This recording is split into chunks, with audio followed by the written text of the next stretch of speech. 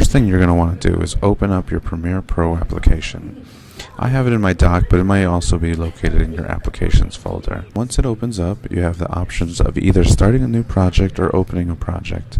And right here you'll see your recent projects. So if you've already had a project open, you can click on one of these. But for our case, we're going to click on New Project. The first thing we see is video rendering and playback.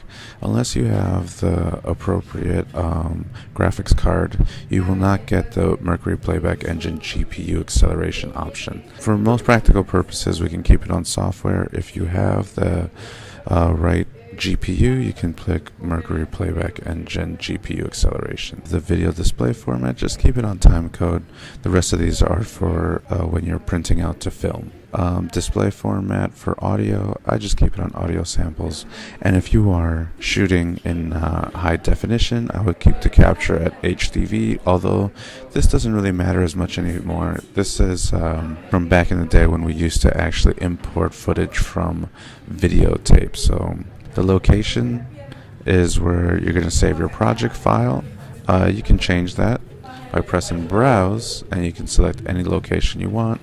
And then underneath right here, the most important part is where you're going to type the name of your project. So I'm going to type project 1, press OK. Now we have our sequence settings and sequence presets. I shoot with a Panasonic GH2, so that shoots in AVC HD, and I like to shoot in 720p 60. A lot of people also shoot on Canon cameras, digital SLRs, so most of the digital SLRs can use the digital SLR formats available. Commonly people either shoot 1080p or 720p.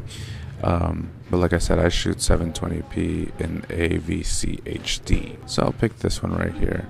Okay, so now we are in Adobe Premiere Pro.